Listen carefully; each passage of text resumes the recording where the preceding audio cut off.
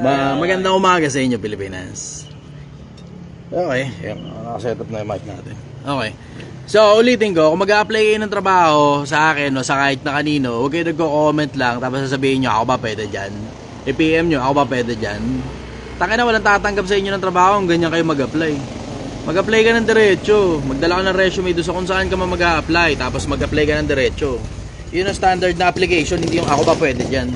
Tangin, ang daming gano'n eh. Sinabi ko na hiring. Ang comment, ako ba pwede dyan? Tapos pagka sinabi mo pwede, puta, nakikipag-chat-chat lang. Tatanungin pa, magkano ganito, saan ba yan, bla bla, etc. At alam mo yung ang daming ako pa yung ini-interview, mahirap ba yung trabaho, ano ba gagawin? Tangina, helper nga eh. Ano ba ginagawa ng helper? Tumutulong, kung anong instruction, susundin mo lang, ganun kasimple. Diba? Tapos tatanungin mo sa akin, mahirap ba trabaho? Mahirap trabaho, lahat na lang ng trabaho mahirap, ganun na lang. Ganun na lang, lahat ng trabaho mahirap. Walang trabaho madali. Tanginang yan. Ano ba, naghahanap ka ba ng trabaho o naghahanap ka ng ayahay? Kung gusto mo ng ayahay, matulog ka na sa bahay nyo. Diba? Tangina, joke time yung iba eh. Ako ba pwede dyan? Tapos pag sinabi mong pwede, hindi naman pupunta. Palagi mo tatanggap ka sa trabaho sa kakaganyan mo. Diba? Ganun lang naman kasimple yun eh. Alam mo, Pilipinas, matuto kayo paano mag-apply ng trabaho.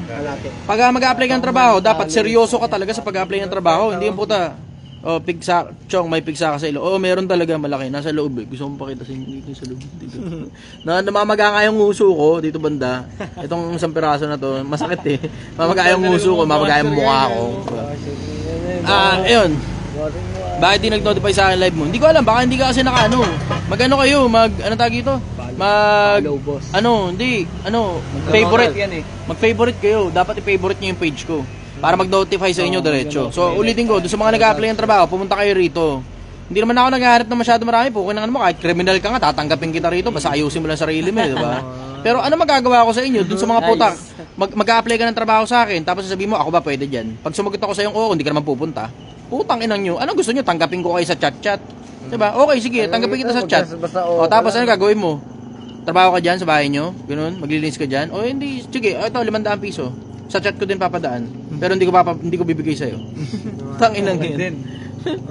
Kung mag-a-apply kayo ng trabaho, pumunta na kayo dito. Ganun kasimple. Pumunta lang kayo dito, makipag-usap kayo sa akin, sabihin nyo diretso nag-a-apply kayo ng trabaho. Hindi yung, ako ba pwede dyan? Ako ba pwede dyan? Putang ina mo, puro ka ganun, ako ba pwede dyan? So pag sinabi naman sa'yo, pwede. At ano mo, saan ang address? Bibigay sa'yo address, di ka naman pupunta. Ano, nakikipagbulaan ako sa'yo, nakikipaglokohan ako sa'yo. Nag-a-apply ka ng trabaho, diba? Seryosohin mo yung pag-a-apply ng trabaho mo. Walang siseryoso sa'yo. Pag gino-joke time mo, pati pag-a-apply ng trabaho mo. Sige, go. Question, skill. Ayan, tanong naman po ito ni... wala ba naman question dito sa TikTok? Pwedeng puro pa-notice lang. Nel, please kuya, pwede magpa-notice. Hello, na-notice ka na?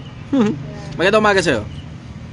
Tanong ni Deadpool, Kuya Chester, tanong lang po, kapag pamayaman ka na, pwede mo na ipagmalaki kayamanan mo sa kaibigan. Laging ang wakas ng kapalaluan kahihiyan. Laging ang dulo ng kayabangan pagkapahiya. Walang may pakialam kung gaano kakayaman. Ang pakialam ng mga tao kung nagmamalasakit ka ba. Yun ang pakialam ng mga tao eh. Tingnan mo. Itong konsepto lang na ginagawa ko rito, 'di ba? Pero naman ako eh sa sarili kong buhay. Pero naman ako, hindi ko naman kailangan gawin 'to sa kalsada eh. 'Di ba? Bakit ko ginagawa 'to? Kasi pag malasakit sa inyo, hindi niyo alam kung paano gumawa ng pera eh, 'di ba? Ay, sabihin. Paano hindi marunong nga kami magtrabaho? Hindi yun tanga. Ang ibig ko sabihin, hindi kayo marunong mag-ipon. Ang karamihan sa mga Pilipino, puta, sa sweldo, tapos pagdating ng sweldo, sa Shopee mapupunta, inom, tapos kinabukasan LBM. Ang tawag nila sa LBM, ano yun? Laseng bago matulog, LBM. Sa sweldo ng Biyernes, pagdating ng Lunes, namumutang na ng pamasahe. 'Di ba? Legit no? Yun. Nakikita ninyo kung ano nangyayari, 'di ba? Nakikita niyo naman kung ano nangyayari sa tunay na buhay eh. Ano nangyayari sa tunay na buhay? Yung anak, magpapabili ng kung anong putang inang laruan. Kailangan mo pabili ng laruan na yun? Baka baka hindi. Pero kung sobrang dami pa naman laruan, bakit bili ka ng bili? Tapos tignan mo, pagka nagkasakit yung anak mo, wala kang pampagamot. Paano? Binili mo ng laruan eh. 'Di ba? Alam mo, karamihan sa mga magulang, puta sila mismo lumalaso sa sarili ng anak eh. Bibili ng laruan, maghapon magdamag, tapos tignan mo, yung buti nga sala ko, laruan pa na physical eh. Ngayon, binibigay na ngayon cellphone eh. Tapos yung anak nila, tuyong-tuyo utak kaka-cellphone maghapon. Ayaw tumigil. Brother, sandali lang. Medyo maingay. Ayaw tumigil na kaka-cellphone ng anak. Ano nangyayari? Tutuyo ngayon yung anak. Tapos tingnan mo, magrereklamo kayo, anak mo ang bobo. Bakit? Binigyan mo cellphone eh. Tapos ML lang maghapon eh, 'di ba? Laro lang maghapon, internet lang maghapon. Pag minalas pa, puta, ilang taon pa lang yan, 12 anyos, 13 anyos, puta, nasa mga porn websites na yan. Ayusin nyo mga sarili nyo, Pilipinas. Ayusin nyo mga sarili nyo. Sige, next question. Tanong naman po ni Deadpool ulit, Kuya Chester, pag ba nagmamayabang kayo, babagsak ka ng Panginoon?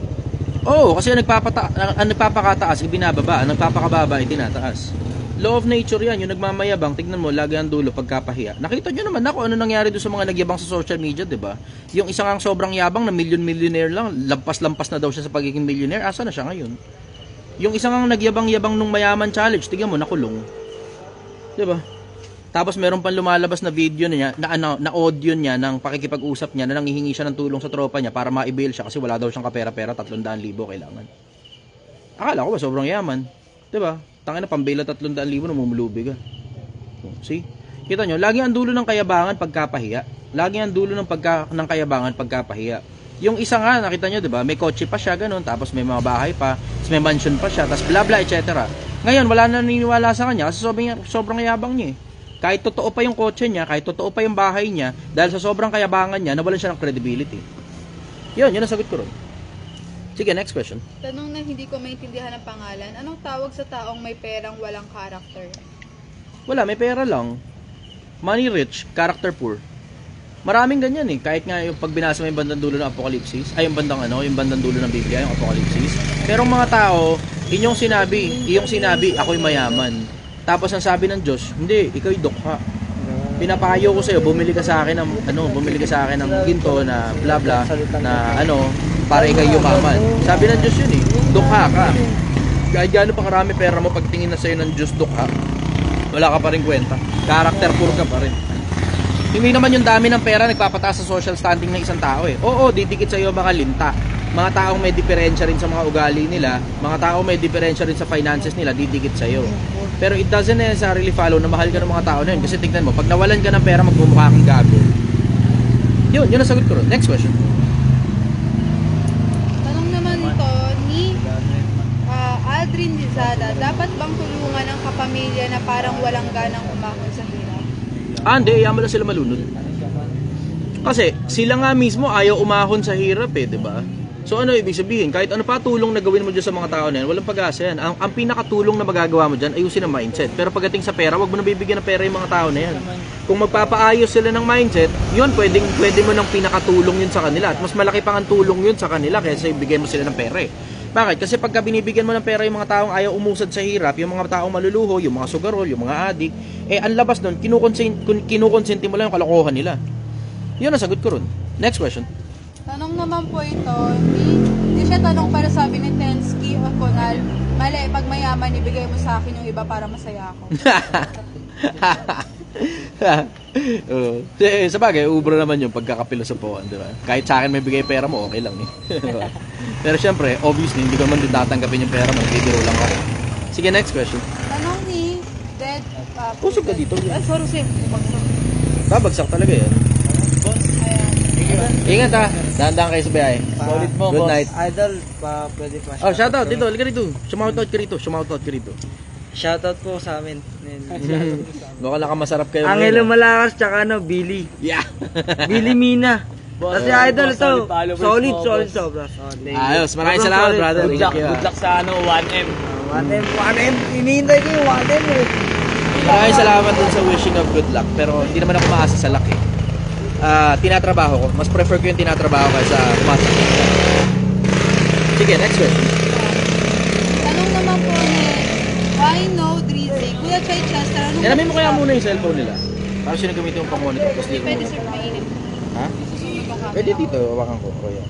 Ito. Ano mo yung cellphone nila? Ano sabi? Hindi ko nabasa. Yeah. Sabi niya po, Kuya Chester, anong masasabi niyo sa era ngayon ng mga kabataan? Twisted ngayon ng mga kabataan. Ingat kayo, dahan-dahan sa biyahe. Good luck sa 1M. Salamat, brother. Ako, opinion ko ito.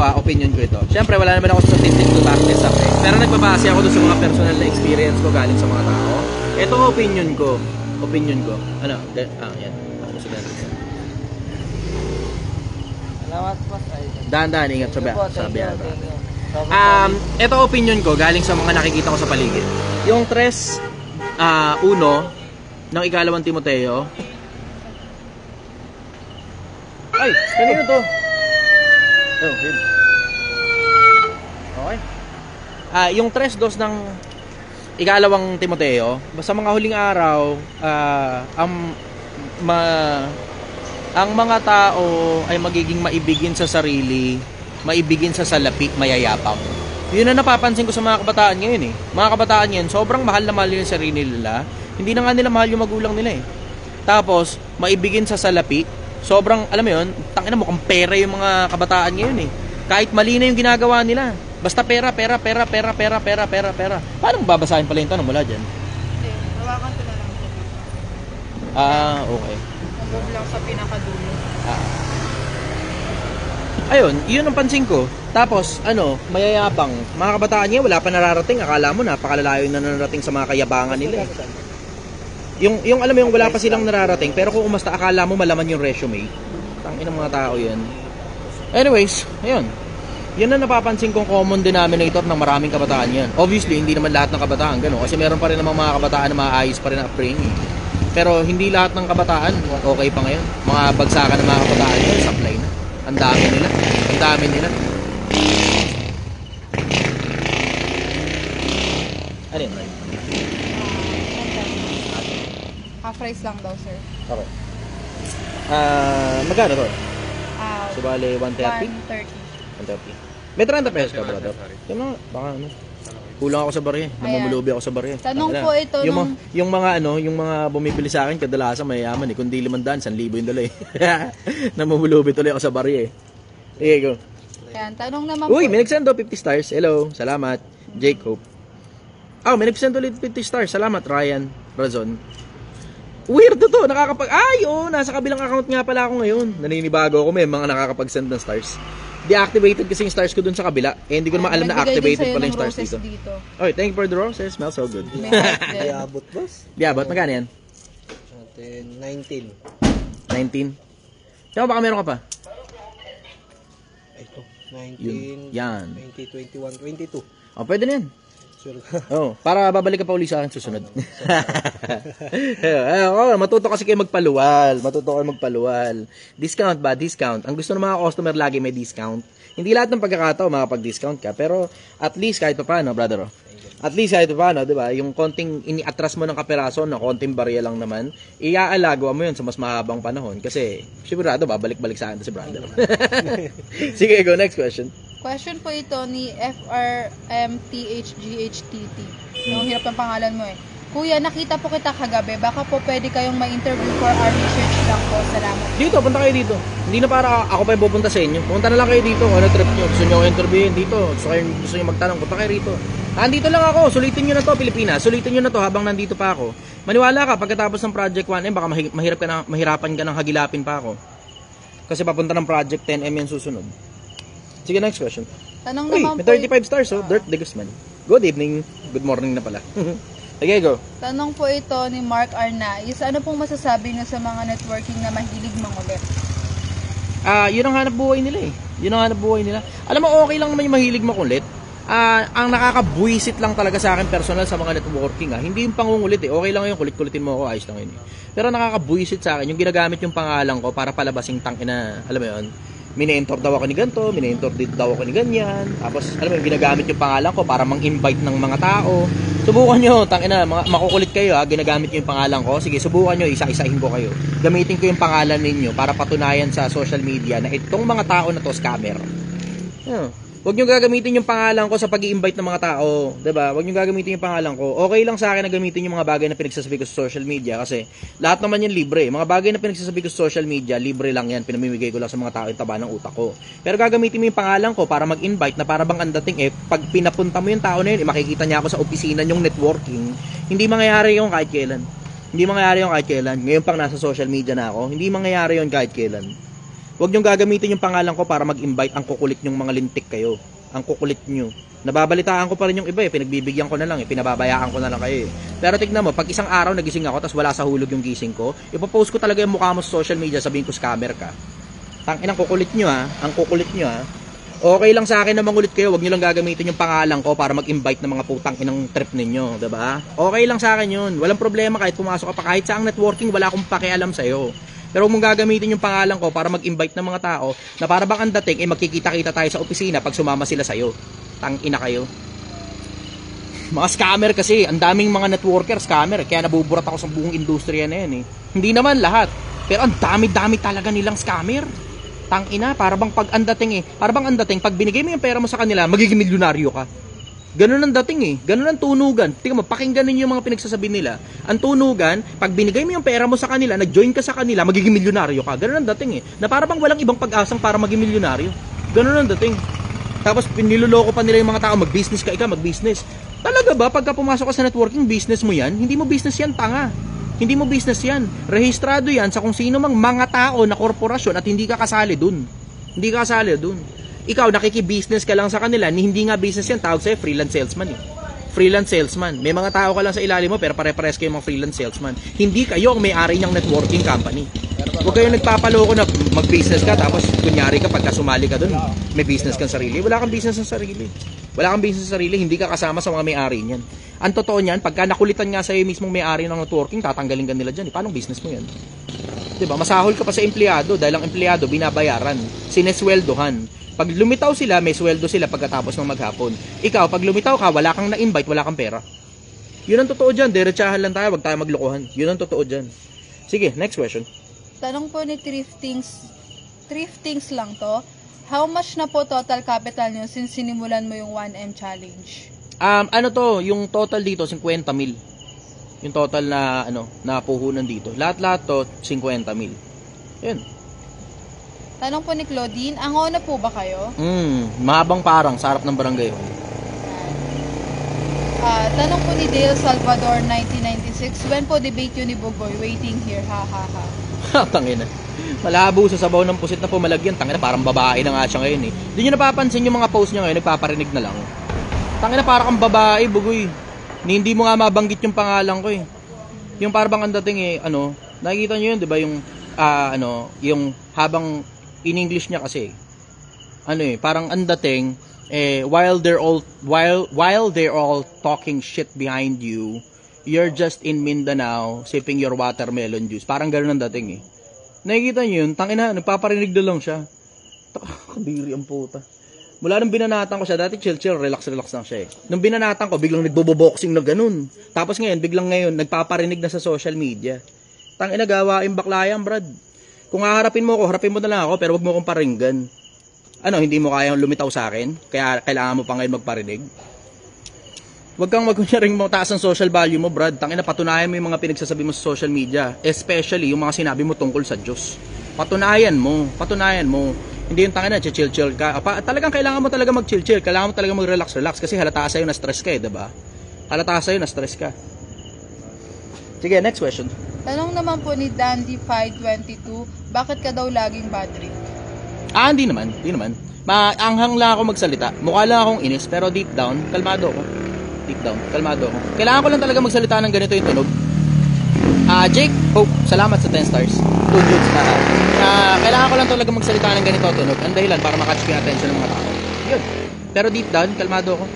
Maligaya ako sa sarili ko, wala akong problema. Good shit ako, happy ako sa buhay ko. Kahit nandito ako sa kalsada, maligaya ako rito. Actually, totoo, masaya nga ako rito kasi marami ako nakakakwentuhan eh. Pag nasa bahay ako, mukha akong tanga eh. Nakatangkod lang, walang ginagawa, nagbabasa lang ng libro, nag-research lang. Diba? Mas gusto ko lumalabas, nakikipag-usap sa mga tao. Isa sa mga bisyo ko to, pakikipagkwentuhan sa mga tao eh. Sarap-sarap ka na makapagkwentuhan sa mga tao. You get to hear their problems, alam mo, yung konseptong nalalapatan mo ng resolution yung mga problema nila. Tapos sa kanila na ko i-execute nila yung mga bagay na pinag-usapan nito. Nag-e-enjoy ako sa ganun. Nag-e-enjoy talaga ako. Nag-e-enjoy ako nire-resolve yung problema ng ibang tao nang hindi nagpapabayad. Nag-e-enjoy ako sa ganun. Sige, next question. Tanong naman po ito ng 3 asterisk. Masasuggest nyo po bang mag-start or mag-invest ng business using utang? Hindi.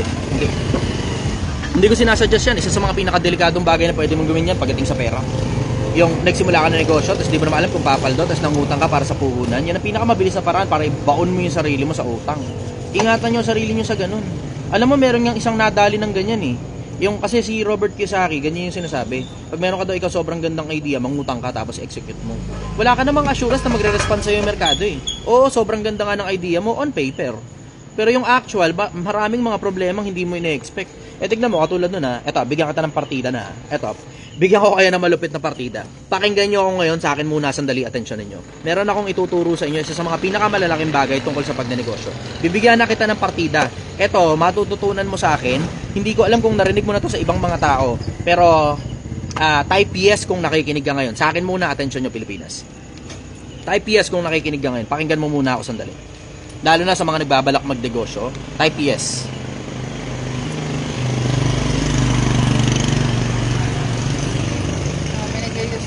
Sa TikTok. Okay. Facebook inaantay ko eh. Yun. Okay. Okay. So good. Nakikinig na kayo ngayon. Eto. Meron akong bibigay sa inyo isa sa mga malulupit na isa sa mga malulupit na bagay na nangyayari sa actual na hindi mo ine-expect on paper. Hindi mo to ine-expect on paper. Una, syempre, kung magre-respond sa iyo yung merkado. Basic naman yun eh, 'di ba? Maganda nga yung papel. Oo, nakasulat ng maayos, nakaletra pa lahat, tapos kumpleto pati numero. Tapos kikita ka talaga, sigurado ka talaga, halos 100% ka nang kikita ka talaga sa papel. Pero hindi mo naman alam kung magre-respond sa'yo yung merkado eh. Di ba? Isa yon, that's one. Hindi mo alam kung meron ka customer na pupunta sa'yo para bumili ng produkto mo, o hindi mo alam kung meron ka mga kliyente na pupunta sa'yo para kunin yung serbisyo mo. Diba? That's one. Pangalawa, yung mga tao mo, empleyado.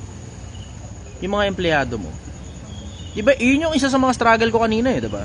Kung di nyo napansin, isa sa mga struggle ko kanina, pagkatapos ng malaki ang tip kahapon, yung isa half day, yung isa absent. Isa sa mga bagay na mahihirapan ka, hindi lang yung kliyente, hindi lang customer eh. Pati mga empleyado mo mahihirapan ka. Eh eto na partida, eto partida ko na sa inyo ha. Nakita nyo mismo struggle ko. Ang partida ko na sa inyo, sikat na ako ha. Isa pang partida ko pa sa inyo, magaling pa ako mag-motivate ng tao ha. Isa pang partida ko sa inyo, magaling ako magsalita ha. Very highly believable ako. Credible ako.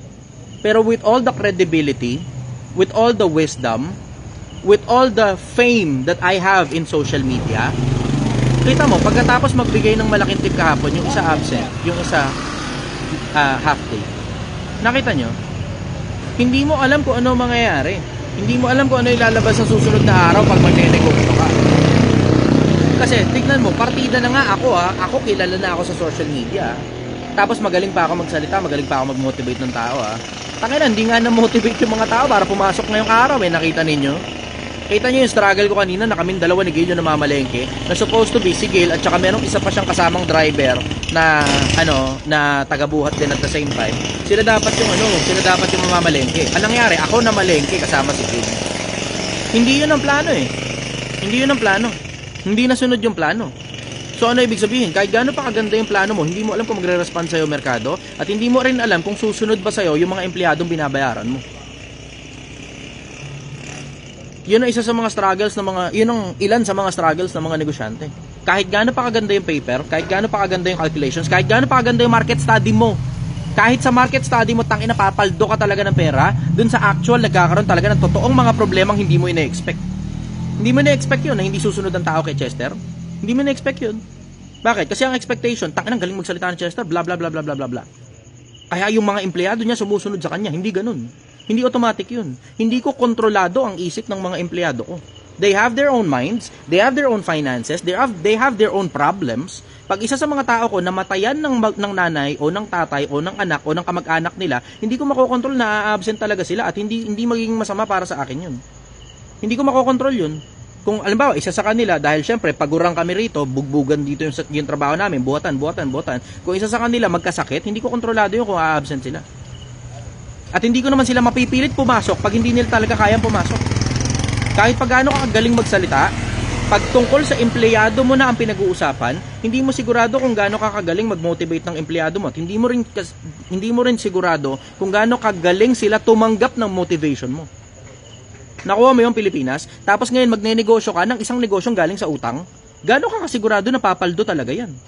Ito suggestion ko sa inyo. Gumawa ka muna ng 1 milyon, mag-empleyado ka, mag-ipon ka ng pera, gumawa ka ng 1 milyon, tsaka ngayon mag-transition papunta negosyo. Tignan mo, kung halimbawa 10,000 o 20,000 o 50,000 lang yung gagastusin mo para dun sa mismong negosyo, tignan mo, malaki possibility na umusad ka dyan kung 1 milyon ang pondo mo. Yun. Good evening. Hello. Nakita namin yung live kaya pumunta na kami dito. Okay. Pero naka na rin kami, nagpa-take off lang ako sa anak. Okay. Good morning. O yun, nakita nyo, no?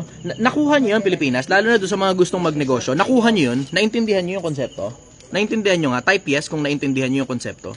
Na hindi lahat ng tao pang negosyo. Hindi lahat ng tao pang negosyo at lalong hindi ka dapat umutang para lang magsimula ng pinakaunang negosyo mo dahil ang malamang na mangyayari dyan, babagsak ka, tapos maiipit ka sa finances, tapos malulubog ka sa utang. Nakuha nyo yun, Pilipinas. Yun, ayos. Nakikita ko na yung mga yeses ng mga tao. Ang pinaka-smooth na transition dyan, mag-empleyado ka, galingan mo sa pagiging empleyado, kunin mo lahat ng mga skills na kailangan mo, financial management, kunin mo yung people skills at marami pang iba pang mga skills na kailangan mong kunin sa pag-iempleyado kung paano pinatatakbo ng mga boss mo yung mga hanap buhay nila, tapos tsaka mo ngayon i-execute yun sa sarili mong negosyo habang empleyado ka pa. And then pag pumapaldo na ngayon ng pera yung negosyo mo, o at least kahit paano kumikita ka na ng yung kaparehas ng sinisweldo mo o doble sa sinisweldo mo, then that's the time na mag-smooth transition ka na papunta sa sarili mong business. That's the time para mag-resign na. Hindi yun para umutang ka. Tangina, ang pinakamagandang panahon para umutang, pagka itong katulad itong nangyayari dito, na alam mo yung paldong-paldo talaga, pero ang baba pa ng finances, ito yung panahon para umutang. Pero tingnan mo, ang ginawa ko, para safe, sobrang safe ko kumilos kung di nyo napapansin. Sobrang safe ko kumilos. Ang ginawa ko, imbis humiram ako ng pera, humiram na lang ako ng mga gamit. Bakit? Kasi yung gamit, kahit nagamit mo na, isoli mo, paluwalan mo lang ng konti, either sinigang o pasalamat ka sa kanila o promote mo sila sa social media, bayad ka na. Pero yung pera, wala kang ngayong assurance. Paano kung halimbawa magkasakit ako, nagastos ko ngayon yung pera? At nangyayari yan sa tunay na buhay. Hindi ka ngayon makapagtrabaho, hindi ka ngayon makapagnegosyo. Ngayon, ano nangyari? Yung pondong hiniram mo, yung perang hiniram mo, nagastos mo ngayon para sa pangpagamot mo. Nakita mo, nangyayari yan sa totoong buhay. Sige, next question. Tanong naman po ito ni Akid Cheon Nilgel. Boss, payag ka ba maging senador? Hindi. Tangina, maligaya ako sa personal na buhay ko. Pahirapan niyo pa ako maging senador. Ang sarap-sarap ng buhay ko rito na private citizen lang ako, di ba? Na meron akong public face, na konti lang yung public face ko, pero generally private citizen ako. Bakit naman ako papasok pa sa politika? Puta, yung problema ng Pilipinas, problemahin ko pa. Yung problema nga lang ng kapitbahay ko, masakit na sa ulo eh. Meron akong kapitbahay, tangin ng pangit ng trip ng kapitbahay na yun. Ang trip ng kapitbahay ko, matanda na kasi yun, babae. Tapos ang ginagawa niya, kada umaga at saka kada hapon, dalawa yun, shifting. Uupo sila sa labas ng bahay nila. Ang pangit talaga ng trip ng dalawang matanda na yun. Uupo sila sa sa harap ng bahay nila, tapos maghahanap sila ng mali sa kapitbahay. Tangin ang pangit talaga ng trip ng kapitbahay ko na yun. Toxic person. Pero syempre, pinakikisamahan ko. Kasi syempre, kapitbahay ko yun, hindi mo naman magugustuhin na magkaroon ka ng conflict sa kapitbahay mo. Tangina, every time makikita mo yung kapitbahay mo, nabuburot ka. Hindi mo gugustuhin yun. Pero sabi ko sa isip ko, tangina, ayokong tumanda ng ganito. Yung wala ka na magawa sa buhay mo, ang ginagawa mo, umupo ka sa labas ng bahay nyo, naghahanap ka ng mali sa kapitbahay. Ang pangit, putang ina, pangit ng trip nun. Pangit talaga. Sige, next question. Sabi po ni Bas Usted 322, I only listen to people who are millionaire or billionaire. Ano bang credibility? Scroll ka na lang. Ganun na lang. Scroll ka na lang. Huwag ka na lang makinig sa akin. Scroll ka na lang. Yun ang sagot ko sa'yo. Scroll ka na lang. Sige, next question. Alam mo, ito nakakaawa tungkol sa'yo. You only listen to people who are millionaires and billionaires. Nakakaawa ka. Bakit? Ultimo si Kristo, hindi milyonaryo. Nakakaawa ka. Dapat pa may pera ka. Dapat pa may pera para paniwala ka. Hindi. Bakit? Si Pedro mangingisda eh. 'Di ba? Si Kristo. Yung mga tao na yung credible eh. Pero hindi naman automatic na dahil lang may pera ka, credible ka na. Alam mo, diretso karamihan nga sa mga taong may pera, manluloko ng kapwa-tao eh. Diretsahan lang tayo. Maraming mga tao na may pera ang manluloko ng kapwa-tao. Sa social media lang, napakarami nila eh. Social media, tignan mo demographics ng social media. Marami dyan na nagpapanggap na may pera at may mga sports car pa. Pero ang totoo, sisters makikisabit lang. Pero ang totoo, tangina, puro utang, puro hiram, worse, nirerentahan lang nila para makuha nila yung pera mo at mag-sign up at mag-join ka sa kanila. Tangina. So you only listen to millionaires and billionaires? Credibility doesn't lie in people who have money. Credibility lies in the people who are telling the truth. Yung mga taong nagsasabi ng totoo, nandun ang kredibilidad. Hindi sa mga taong dahil lang may pera. Magkano ba yan? 250. Sipag ni boss, nagtitindahan mo. May mechanic kayo? Oh, 40. May ganun. 40 Okay. po lang. May sukli pang 10 piso. Alright. Sige, go. Next question. Tanong naman po ito ni Altier, magtapos na lang ba talaga, magtapos na lang ba talaga, kailangan para pa bang ma-improve ang ibang hilig Thank you, like Kuya. gym, fashion, business, and etc.?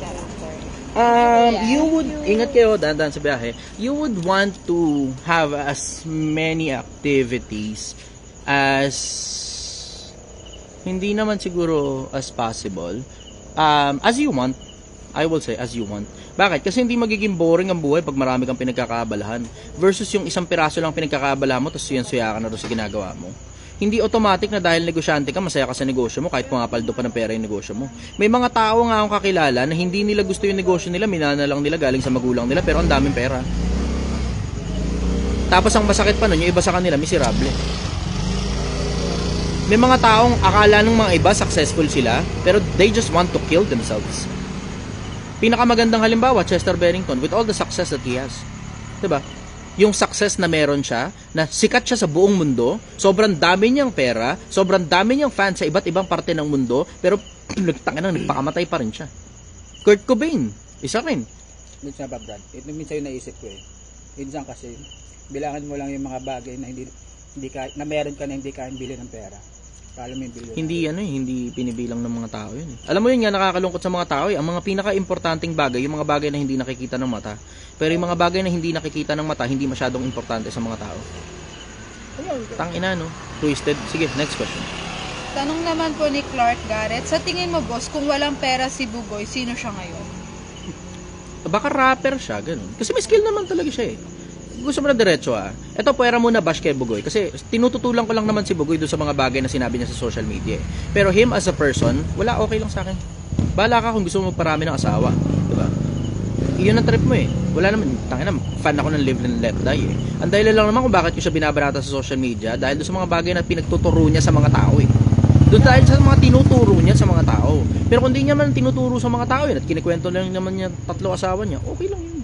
I think kung halimbawa walang pera si Bugoy ngayon, I think he will still be a cool individual na siguro gugustuhin pa rin makipag-usap sa kanya ng mga tropa niya, na rapper pa din siya. Kasi hindi mo naman maiaalis sa tao na yung may skill talaga siya, diba? Hindi mo maiaalis sa tao na meron talaga siyang skill. At pinakikinggan talaga siya ng mga kabataan dahil magaganda talaga yung ibang mga music niya. Siyempre, obvious naman, hindi naman lahat ng music na ginawa ng isang tao maganda eh. Laging merong hindi masyadong kagandahan. Pero magaganda yung mga ibang mga music niya. So, I think he will still be a good rapper. And he will probably be a cool person. Tinututulan ko lang naman siya sa mga bagay na itinuturo niya eh. Pero apart dun sa mga bagay na itinuturo niya, I think he's a cool guy.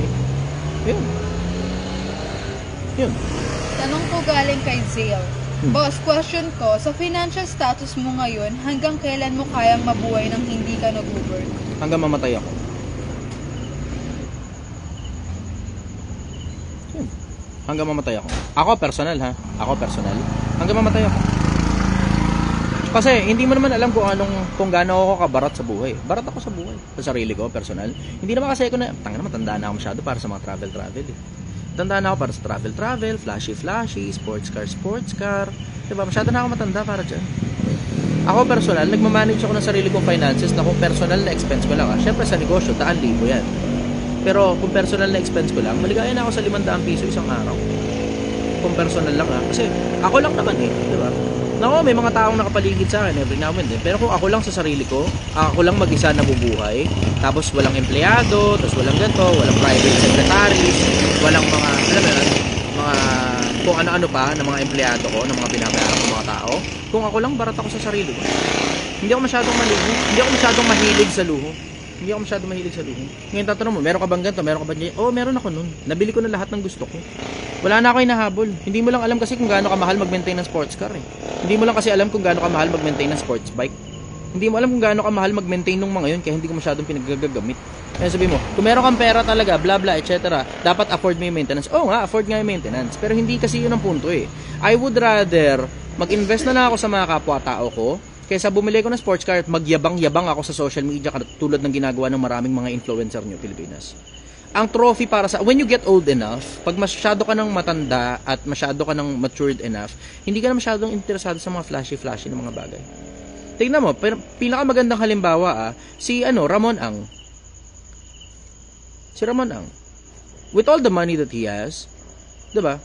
Sa sobrang dami niyang pera na meron siya, to the point na nakapag-donate nga siya sa gobyerno ng 50 million pesos nung panahon ng pandemya.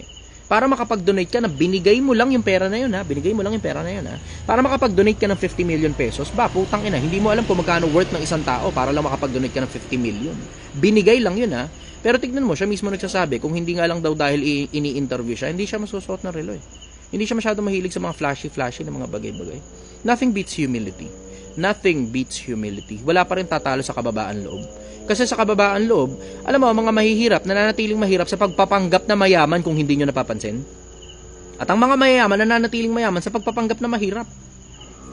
Nakita nyo yung mga bilyonaryo natin dito sa Pilipinas? Nakita nyo bang nagyabang-yabang sila ng meron sila? Yung mga totoong bilyonaryo, yung mga Razon, yung mga Zobel, yung mga Ayala, yung mga Gokong Wei, Henry C, Lucio Tan, nakita nyo ba silang nagyabang? Yung mga nakikita nyo sa social media, hindi yan yung mga bilyonaryo. Nalilito kayo, Pilipinas. Yun muna, sagot ko rin pansamantala. Hindi ko na nga maalala kung anong tanong. Sige. Tanong po ito ni Chaloy Tattoo. Any tips kapag partner mo sa business ang relative? Naku, putang ina mo, hirap yan. Hindi mo kayang tanggalin yan. Hindi mo rin masyadong kayang kumalas. Tangina, ang pinakamasakit siya. Eto. Sige. Hinahanap ko sa utak ko kung saan yun. Hinahanap ko kasi sa utak ko kung saan kung ano yung mga bagay na pwede kong ibigay sa inyo na pinakamalalaking tip na makakapakinabang talaga kayo ng gusto. Kasi kesa mag-focus tayo sa problema, mag-focus na lang tayo sa resolution at dun sa pakinabang na magagawa ninyo. Eto suggestion ko. Kapag ka makikipag-business partner ka, hindi na importante kung kamag-anak mo o hindi. Ang importante, isipin mo kung nasaan ang exit. Kasi may mga tao gusto lang pumasok sa entry. Akala nila habang buhay na yun. Hindi nyo naiisip yung exit. Na eventually, there will come a time na merong isa sa inyong tatamarin, merong isa sa inyo na merong obligasyon, kung kay pera man yan, na maglalabas siya ng pera, o kung ano pa man yung obligasyon niya, merong mga taong may mga obligasyon na partner mo, tapos tatamarin, o hindi maglalabas ng pera, o babarating ka, o kukupitan ka, o kung ano man ang gagawin. Ang bottom line, simple, hanapin mo nasa ng exit. Kailan ka lalabas doon sa partnership na yun? Good evening! Kung kailan ka lalabas doon sa partnership na yun, yun ang importante. Ngayon, yan bang partnership ninyo kapag ka ba nalugi kayo na certain amount of money? Magkano ba yung certain amount of money na kaya nyong ipalugi nang hindi kayo nag-aaway, nang hindi kayo nagsisisihan? Hanggang magkano kaya nyo? Ganun. Tapos, isipin nyo rin, kung halimbawa, yumaman kayo parehas. Kumaldo, halimbawa yung negosyong iniisip ninyo. Kailan kayo maghihiwalay as partners? Kasi lagi kayong may pag-aawayan dyan. Ito uusad palagay ko. And I may be wrong. Pag meron kayong business partnership, ano ba, food business, gumawa kayo ngayon ng isang maliit na restaurant, ganun. Pag nagkaroon na kayo ng branch, magkanya-kanya na kayo. Tapos yung isa, yun na lang yung parang mother branch ninyo. Yun na lang yung main branch. Yung main branch, hati-hati kayo dun. Pero yung mga branches na iba-iba, kanya-kanya na kayo ng branches, hiwa-hiwalay na kayo. Yun ang suggestion ko sa inyo. Pinakamalaking tip na magagawa ko sa inyo yun. Kasi pagka nagkanya-kanya na kayo, syempre may kanya-kanyang problema kayo sa kanya-kanyang branches ninyo. Ngayon, may iiwasan nyo ngayon yung pag-aaway at magpo-focus kayo dun sa mga problemang nire-resolve nyo sa bawat negosyo nyo. So yun ang sagot ko doon. Next question. Tanong naman po ito ni Aldrin, may utang na loob ba ang anak sa magulang? Kung alam mo kung ano, palagay, yung pagpanahon lang na pinanganak ka, palagay ko utang na loob yun. Isa pa, kung alam ba, naging mabuting magulang naman sa iyo magulang mo, utang na loob din yun eh. Pero ang problema, hanggang kailan kasi babayaran yung putang inang utang na loob na yun? Kasi may mga magulang kung maningil wagas eh, gusto na lang lahat ng meron sa'yo, bigay mo sa magulang eh. Yun ang isa sa mga nagiging problema eh, hanggang kailan ba talaga babayaran yung putang inang utang na loob na yan? Kasi nagkaka-trouble tayo doon sa mga magulang na hindi pa naman senior citizen, di ba? Hindi pa naman sila sobrang tanda, na kaya pa naman nila magtrabaho kasi literal malakas talaga, wala talaga silang sakit, tinatamad lang sila magtrabaho kasi napagod na sa buhay, kabibigay sa iyo yung pera nila kasi iniisip nila na in the future makikinabang sila sa pinaghirapan mo. Yun ang karamihan ng problema ng pamilya eh. Lalo na dito sa Pilipinas, mag-anak ka tayo para may mag-aalaga sa atin pagtanda. Ano ibig mo sabihin? Ay ibig mo sabihin gagawin mo caregiver yung anak mo?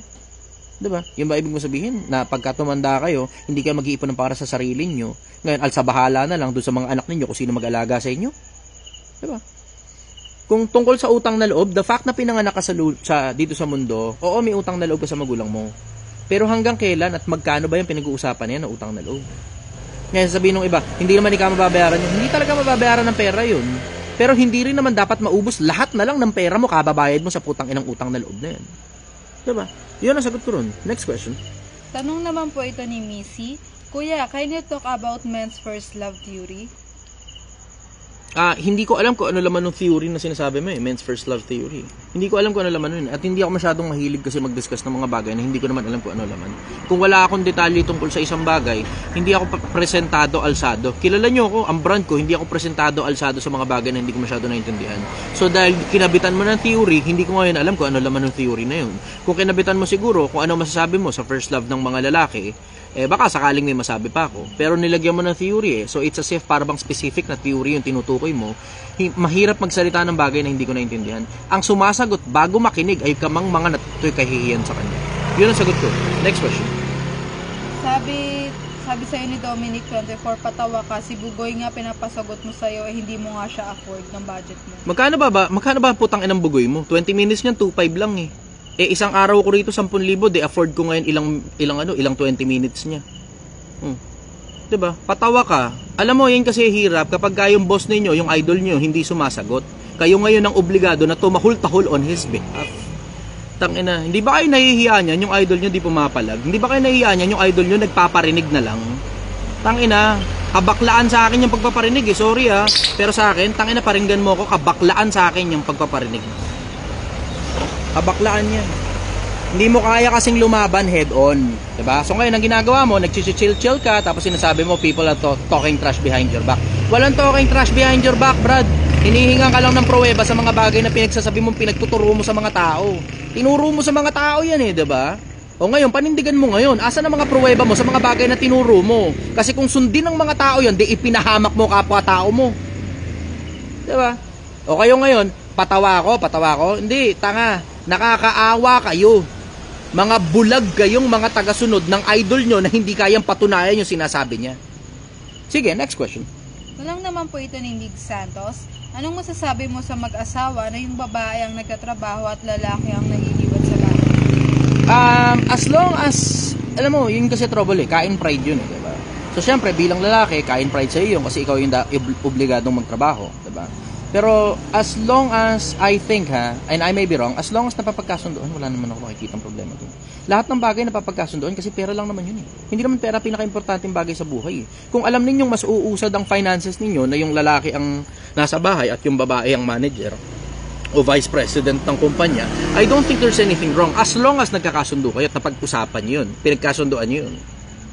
Pero kung hindi nyo pinag-usapan at hindi kayo nagkakasundo at naiinis na yung isang panig, putang ina, kailangan magkaroon kayo ng resolution doon sa problema na yun. Kasi ang mangyayari dyan, ang magiging trouble dyan, magiging toxic relationship kayo. Hindi mo gugustuhin yung katoksikan ng relationship na binabanatan ka ng kung sino man, ng asawa mo dahil sa bagay na hindi nyo naman pinagkasundoan, basta na lang nangyari.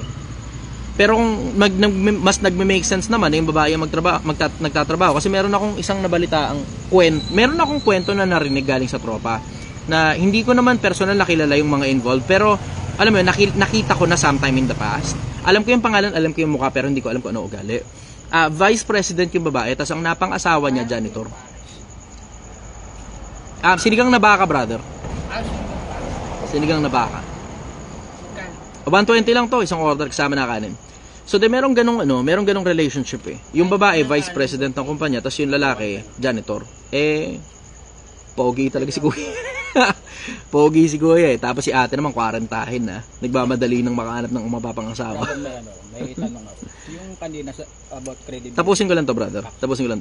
So yun, kung napapagkasunduan nyo naman, I don't think there's anything wrong with that. Sige, tiga, dito ka. Ayaw magpakita sa akin. Okay, sige. Ito na lang, Mike, para marinig ka rin nila. Yung tanong ko, yung kanina sa pinag-uusapan regarding sa credibility. Sa tingin mo si Bugoy, saan niya kinukuha yung credibility niya para magsalita sa mga tao?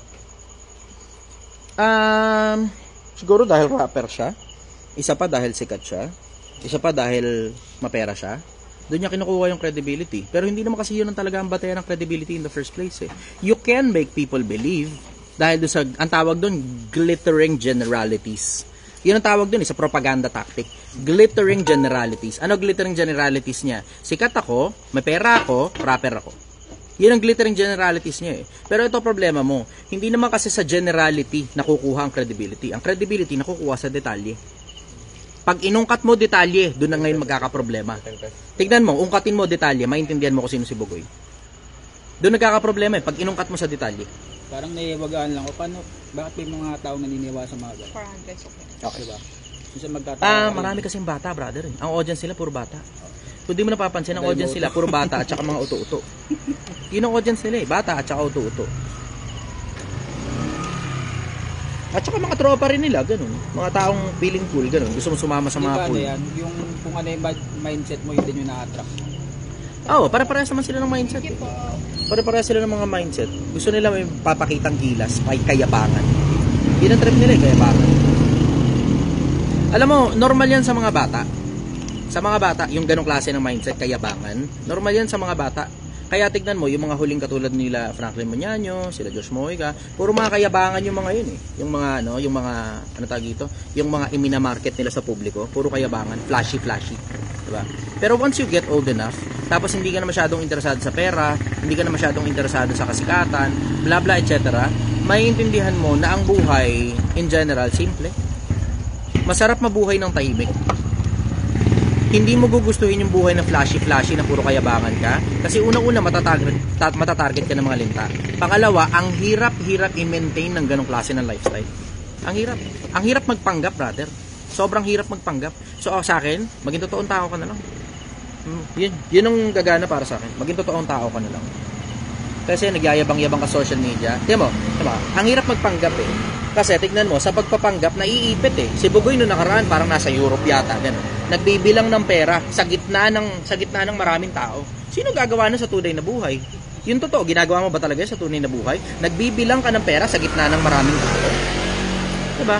Pan-social media lang yun. Hindi naman pantunay na buhay yun eh. Hindi practical yun pag ginawa mo sa tunay na buhay. Nakawang ka ng mga tao, brad. Nasa isang bansa ka na hindi mo kilala. Diba?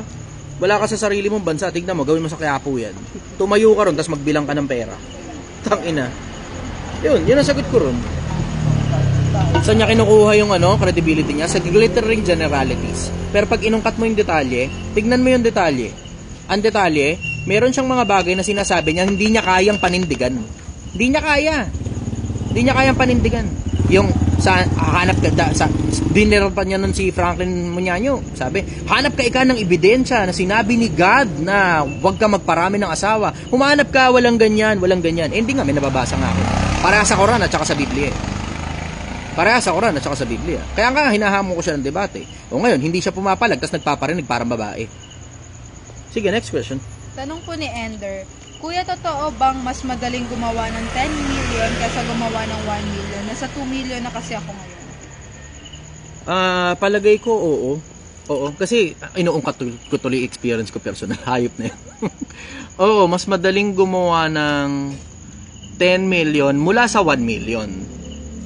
Kaysa gumawa ng 1 million mula sa wala. Ay, yun ang mas tama. Mas madaling gumawa ng 10 million mula sa 1 million kaysa gumawa ng 1 million mula sa wala. Bakit? Kasi kung paano mo ginawa yung unang 1 million mo, ulit-ulitin mo lang yun eh. Kasi lesser na lahat ng mistakes mo eh. Pero yung unang 1 million, tanginang hirap makaprotrud sa merkado.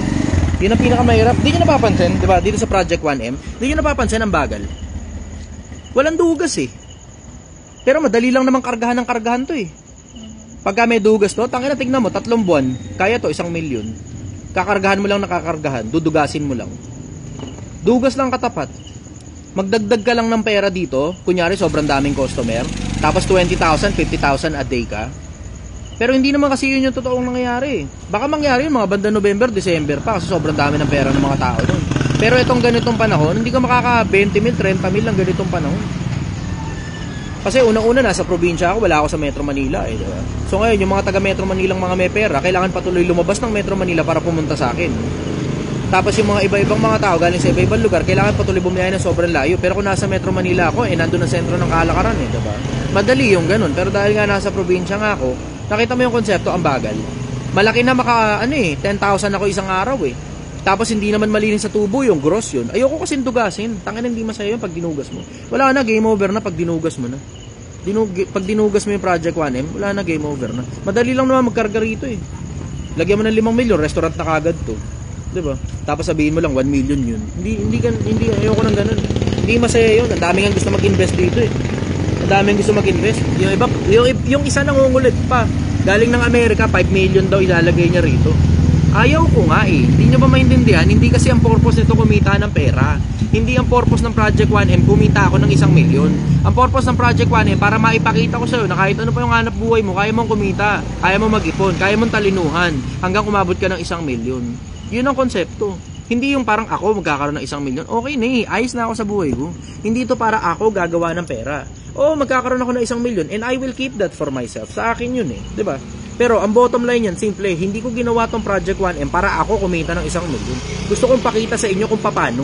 Yun ang gusto kong mangyari. Ngayon na magiging success nitong Project 1M, hindi yung nakarating ako sa 1 million piso, hindi yun ang magiging success nito. Ang magiging success nito, yung dami ng mga taong sumabay na nagkaroon ng pera, tapos malapit na sila sa 1 million. Yun ang success nito. Sige, next question. Sabi naman po ni Big Dos Lucky, Idol, any tips kasi lagi na lang hindi natutupad yung mga gusto ko tuwing pinaplano ko. Kasi ang hilig mo kasing magplano, ba't hindi mo nalang gawin? Hindi naman talaga masusunod 100% lahat ng mga bagay na pinlano mo eh.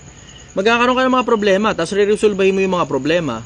Tapos, ang importante dyan, umuusad ka tuloy-tuloy. Baka naman kasi puro ka nalang plano. Ang tawag nila dyan, analysis paralysis. Nasobrahan ka ng kaka-analyze, anong nangyari? Di ka na nakakilos. Worse niyan, baka kinikwento mo pa sa mga tropa mo lahat ng plano mo tapos hindi natutupad. Bakit? Kasi nagkakaroon ka ng spike ng dopamine, di ba? Pagka-spike ngayon ng dopamine sa'yo, yung pakiramdam mo na na-rewardan ka na dahil sa clap-clap ng mga tao, ayaw mo na ngayong kumilos. Mas masarap kaya yung clap-clap ka ng mga tao dahil sa success mo kaysa kinlap-clap ka dahil sa ideas mo na hindi mo pa na-execute. Yun ang sagot ko ron. Next question.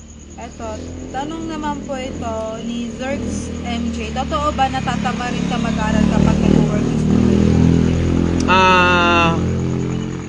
I will say sa mga taong narinig ko, oo. Kasi alam mo yun, nag-aral ako ng kolehiyo. Although hindi natapos, pero may mga kaklase ako noon na working student eh.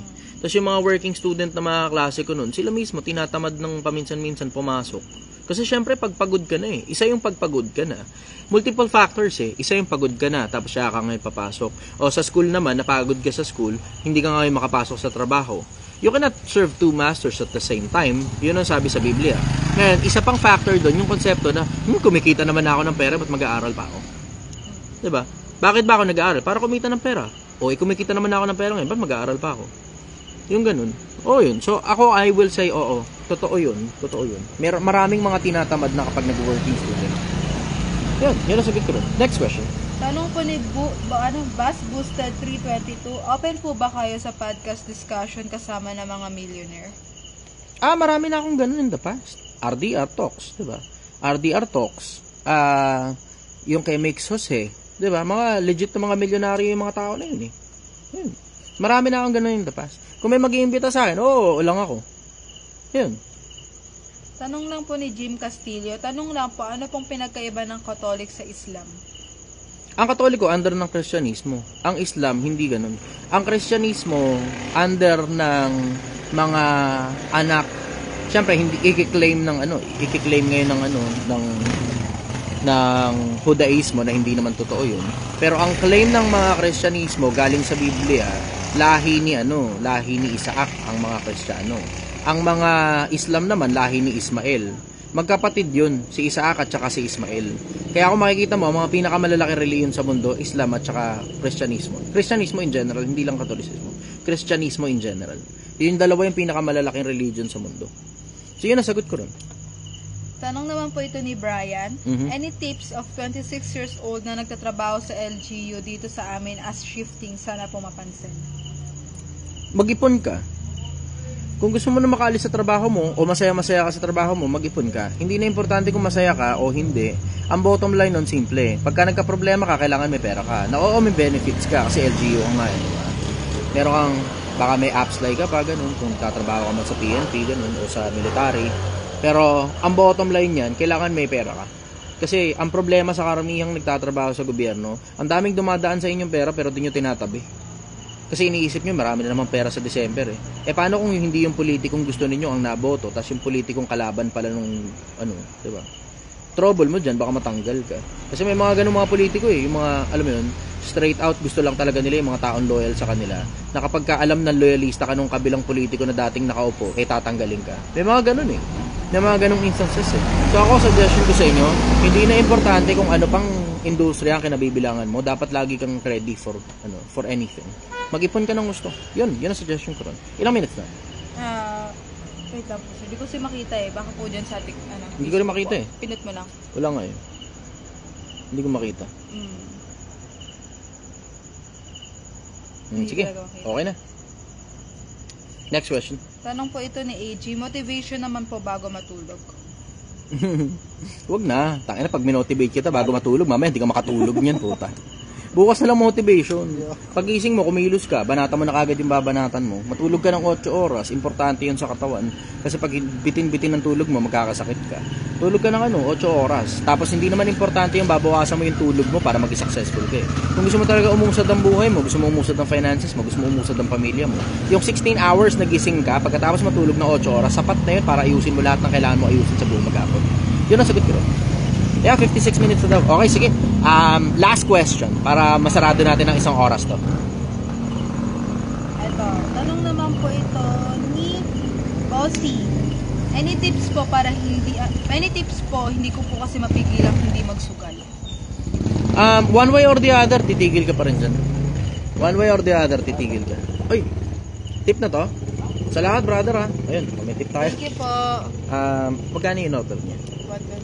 120. O may 80 pesos na tip. Sa mga nagtitip, maraming salamat po. Hindi na ako nakikihati sa tip. In case hindi nyo alam, hindi po ako nakikihati sa tip. Yung mga tip, diretso para sa mga tao ko ito. Pero hindi para sa akin. Hindi na ako makikihati rito kasi sa akin na nga yung kita eh. So yung mga tip, para sa mga tao ko naman. Para ganahan sila lagi. O may nagtip 80. Medyo maliit yung mga nakuha nating tip today. Pero still, at least merong, oy, marami palang nagtip oh. In fairness oh. Ito yung mga tipo. Oh. Hindi, meron. Nadagdagan, oh. Oh, may 50 rito sa ilalim. Wala naman to kahapon, eh. Diba? May konting barya. Oh. Mukhang may 200 pesos yata ito. Tapos nadagdagan pa ng 80. Sa mga nagtitip, para sa mga tao ko ito, para sa mga empleyado ko. So, hati-hati sila rito. Hindi na ako nakikihati sa kanila kasi yung tip para sa kanila na yan. Hanap buhay nila yun. Sige, salamat po sa mga nagtitip. Salamat din sa mga regular na sumusuporta, sa mga bumibili. Pero bukod doon, mas importante sa akin na sana umusad yung mga buhay ninyo sa ginagawa ko.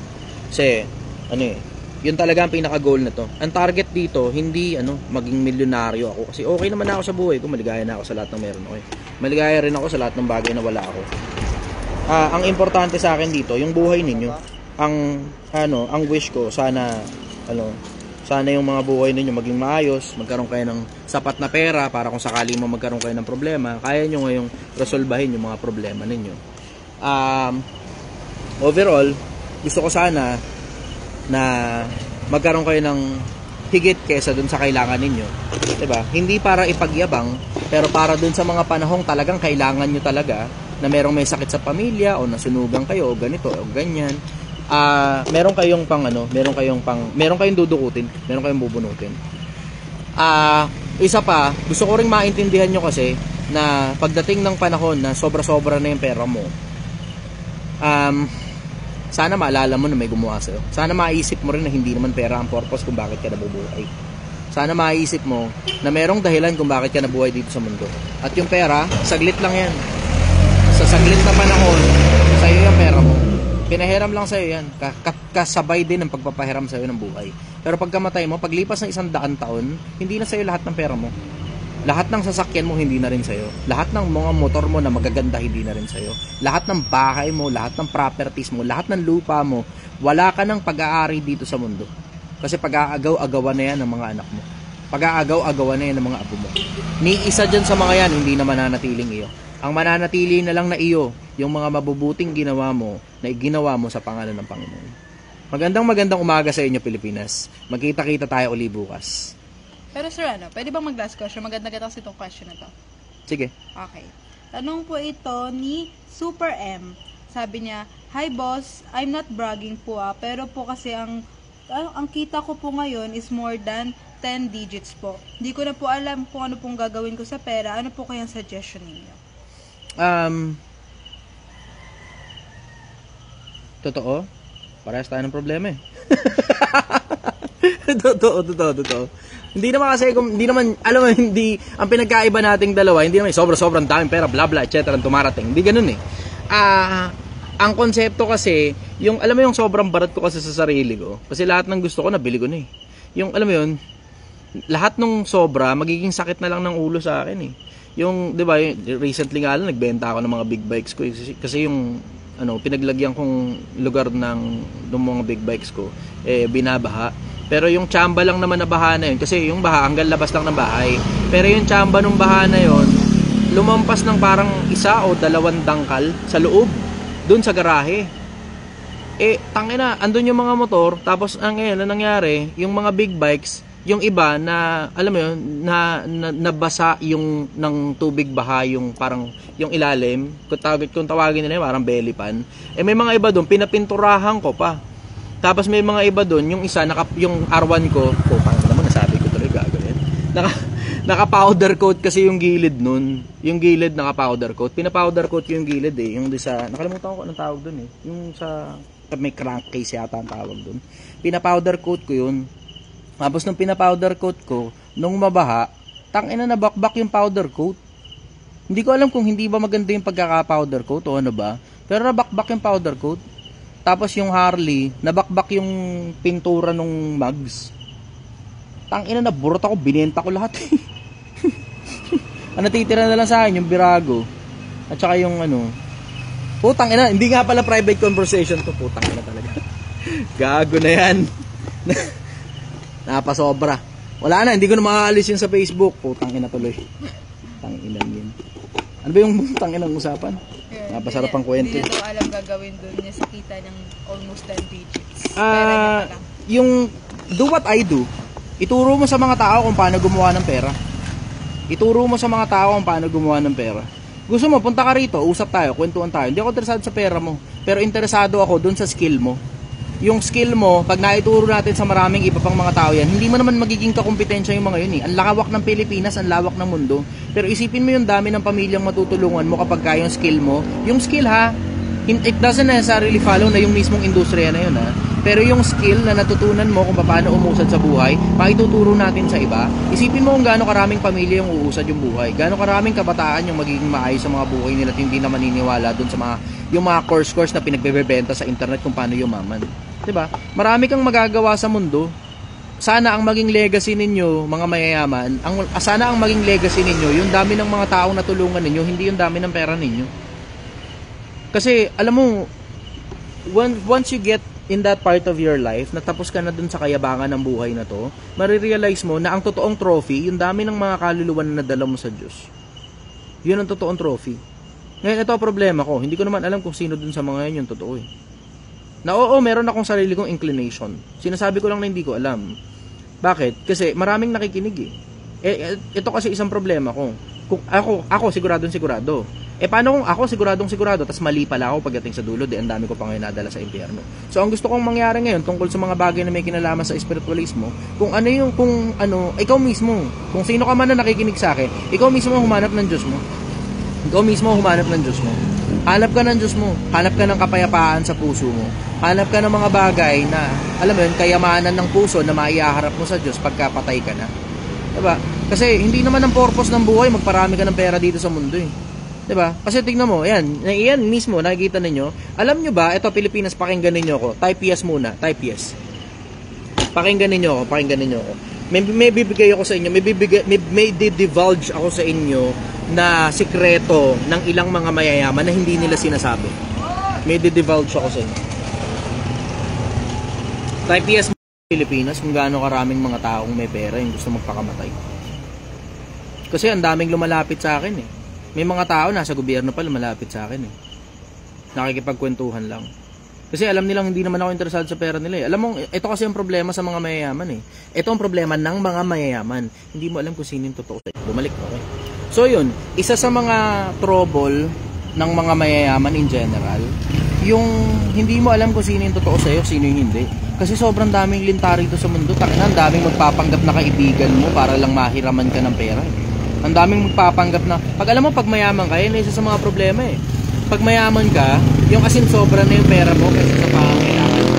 Kasi yung sa akin, yun ang ibig sabihin sa akin na mayaman. Hindi yan, milyonaryo, hindi ka lang.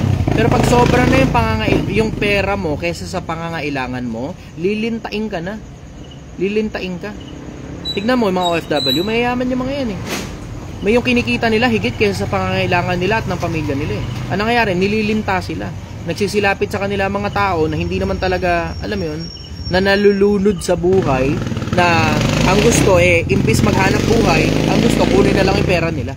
Maraming ganun eh. Isa sa mga problema ng mga mayayaman yan. Napansin ko yan sa lipunan. Yung problema ng mga mayayaman, ang hirap resolbahin. Ang hirap humanap ng totoong kaibigan kapag mayaman ka.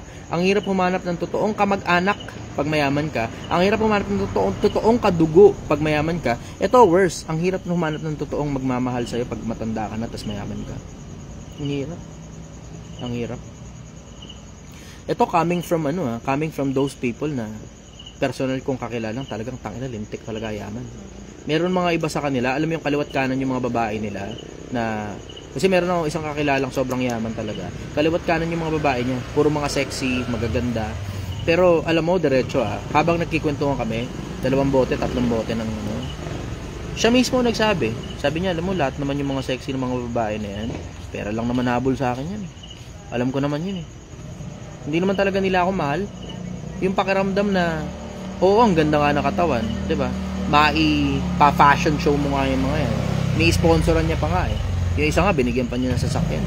Pero diretso, sabi niya, kung mahirap ako, tapos ito na itsura ko, tapos matanda na ako, tangina, buti kong pansinin ako mga lintik na yan. Yun mismo sabi niya. Yun mismo sabi niya. Tapos alam mo, maiintindihan mo eh. Yung pera, kumbaga nakakapagpasarap lang sa buhay. Pero pag sobrang dami, lahat ng bagay na sobrang masama na eh. Ito suggestion ko sa inyo mga mayaman. Mga mayaman, ito suggestion ko sa inyo. Punta kayo rito. Magkwentuhan tayo tungkol sa maraming bagay ng buhay. Tapos tignan natin kung ano magagawa natin para sa mga kapwa-tao natin. Hindi ko kailangan pera nyo. Ang interest ko sa inyo yung skill nyo. Yung skill nyo, pwede nating ituro sa mga kapwa-tao para makapagpalawak tayo at dumami ngayon yung mga taong hirap na hirap sa buhay na unti-unti umaahon na sa kahirapan. Yun ang gawin natin. Eventually, dadami pa yung mga yan, yung mga mayayaman na lumalapit sa akin, dadami pa yan. Kasi alam naman nila, hindi ako interesado sa pera nila. Tanga, yung ba nga sa kanila, puta, 5 million daw, invest dito. Hindi nga ako interesado eh. Hindi mo ba naiintindihan? Hindi ako interesado sa pera mo. Diba? Hindi mo gets yun. Hindi mo gets na yung social media ko, wala kang kinikita. Ito kaya nga, ito, nagulat na lang ako, biglang may stars dito eh. Yung pala, yung nagagamit ko na pala ginagamit ko na kasi yung bagong account. Dun sa bagong account, activated pala ang stars. Pero yung kabilang mga accounts ko, lahat ng mga accounts ko, walang kinikita yun in general. Kasi talagang tangina, zero income yung mga yun. Ayaw sa akin ng social media, ayaw sa akin ng Facebook. Pero ang interest ko kasi sa mga kapwa-tao ko, yung umusad yung mga buhay ninyo. And then eventually, pag patay na ako, di ba? Marami ako ngayon saksi. Ngayon,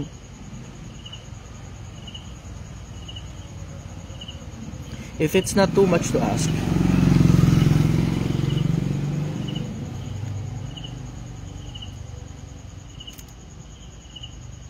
sana bago kayo matulog, maalala nyo ako.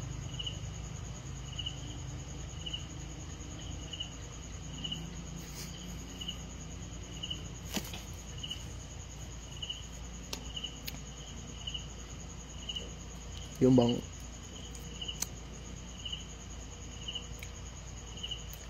pag magdadasal kayo, ganun. Sana maalala nyo ako.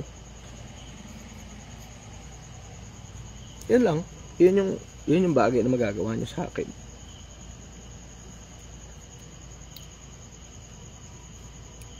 Sana bago kayo matulog, magdasal muna kayo. Tapos if it's not too much to ask, sana maalala nyo ako.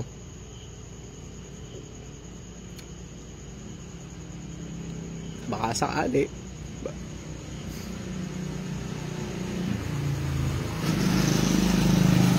Baka sakaling mayroong isang banal na tao dyan na pinakinggan ka ng Diyos.